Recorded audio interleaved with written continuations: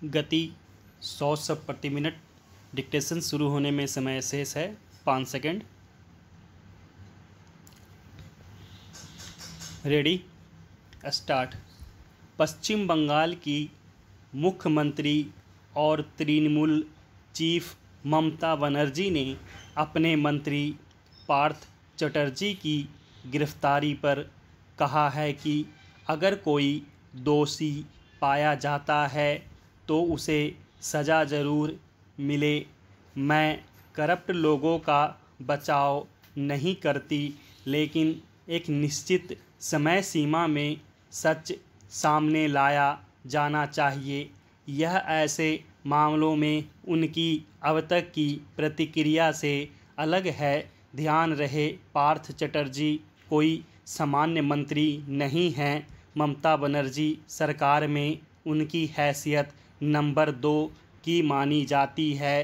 Party में भी वह महासचिव पद पर हैं। ऐसे ताकतवर नेता की गिरफ्तारी पर 2 दिनों की चुप्पी के बाद जब ममता ने मुंह खोला भी तो उनके बचाव में कुछ नहीं कहा।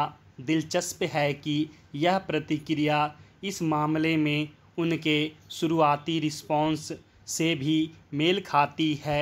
खबरों के मुताबिक गिरफ्तारी के बाद पार्थ चटर्जी ने मुख्यमंत्री से संपर्क करने की कोशिश की थी। नियमानुसार उन्हें अपने परिजनों और संबंधियों से बात करके उन्हें गिरफ्तारी की सूचना देने का अधिकार था और इस अधिकार का इस्तेमाल करते हुए उन्होंने अपने करीबी रिश्तेदारों के बजाय मुख्यमंत्री को फ़ोन किया, लेकिन 3 बार प्रयास करने के बावजूद दूसरी तरफ से कोई रिस्पॉन्स नहीं मिला।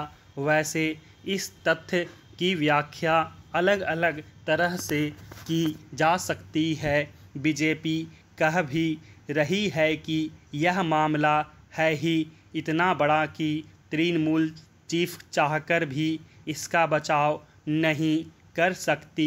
लेकिन सिर्फ तृणमूल ही नहीं, ऐसे मामलों में तमाम पार्टियां अपनों को बचाव करने में किसी भी हद तक जाने को तैयार दिखती रही हैं।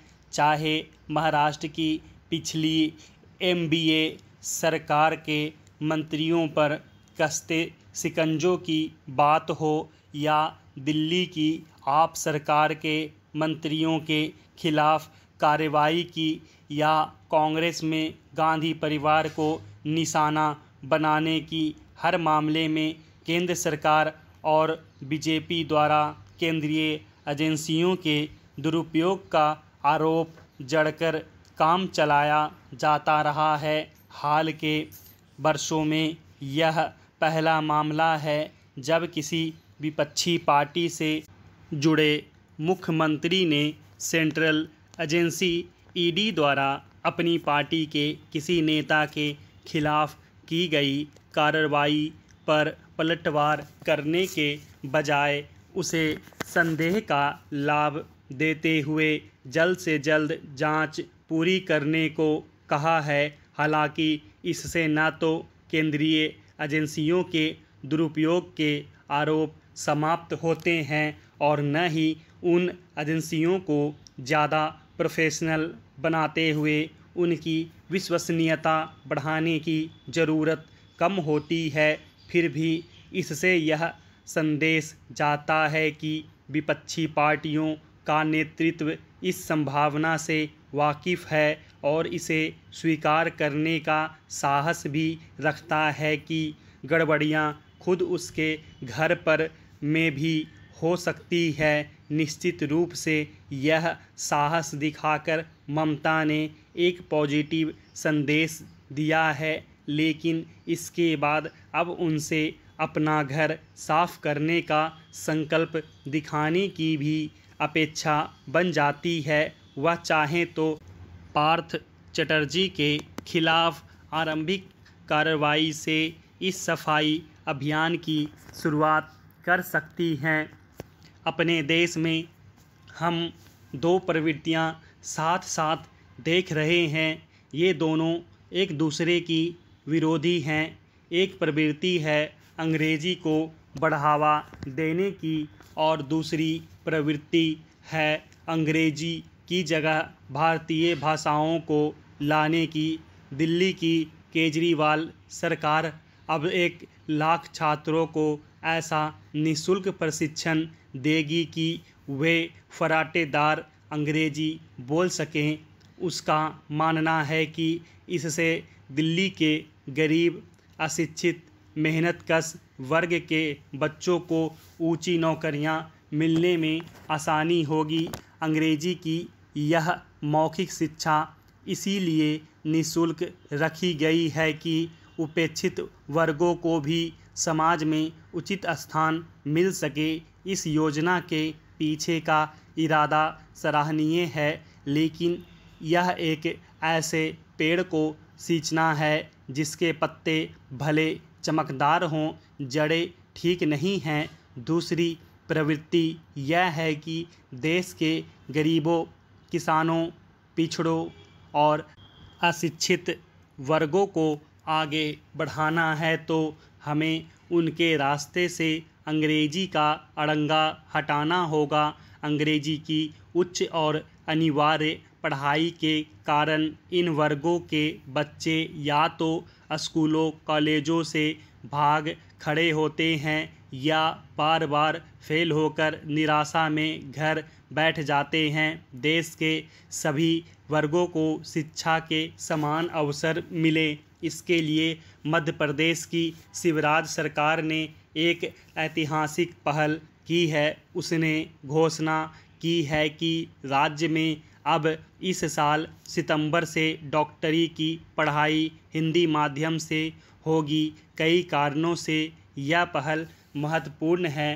पहला, मध्य प्रदेश के 80 से 90% छात्र हिंदी माध्यम से पढ़कर ही MBBS की डिग्री के लिए प्रवेश लेते हैं। दूसरा, अंग्रेजी माध्यम की डॉक्टरी की पढ़ाई में कुशलता हासिल करने के लिए उन्हें बहुत सा द्रविड़ प्राणायाम करना पड़ता है। तीसरा, उनका जितना समय और परिश्रम चिकित्सा शास्त्र सीखने में लगता है, उससे ज़्यादा अंग्रेजी से कुश्ती लड़ने में नष्ट हो जाता है। मध्य प्रदेश के मुख्यमंत्री शिवराज चौहान और चिकित्सा शिक्षा मंत्री विश्वास सारंग बधाई के पात्र हैं कि उन्होंने यह कदम उठाया है। मुझे विश्वास है कि उनका अनुकरण अब केंद्र की सरकार और समस्त राज्य सरकारें भी करेंगी। मेडिकल की पढ़ाई के लिए जो पुस्तकें तैयार की जा रही हैं, उनकी जिम्मेदारी कुछ योग्य डॉक्टरों की एक कमेटी को दी गई है। पिछले 60 साल से मैं मध्य प्रदेश के सभी मुख्यमंत्रियों से मेडिकल और कानून की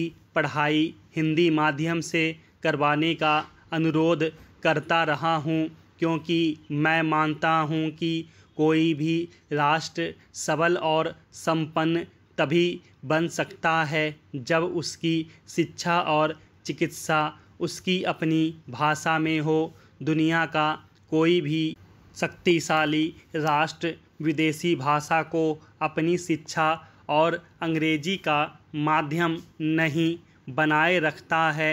भारत का यह दुर्भाग्य है कि पिछले 75 साल में आज तक एक भी ऐसी सरकार नहीं बनी जो शिक्षा और चिकित्सा को जन सामान्य के लिए सुलभ और सस्ती बना सके। शिक्षा मनुष्यों के मन को और चिकित्सा तन को मजबूत बनाती है। हमारी सरकारें इन दोनों मदों पर 3 से 4% से ज़्यादा खर्च नहीं करती। ऐसा इसीलिए हो रहा है कि अंग्रेजी की गुलामी से हमारे दिमाग अभी तक मुक्त नहीं हुए हैं। हमारे देश में कोई भी बड़ा काम अंग्रेजी के बिना संपन्न नहीं होता। यदि हमारी सरकार और सांसद शिक्षा और चिकित्सा पर अपना बजट दोगुना कर दें और दोनों का माध्यम स्वभाषा कर दें तो भारत अगले 10 वर्षों में ही दुनिया की पहली 3 महाशक्तियों में से एक बन सकता है। स्टॉप।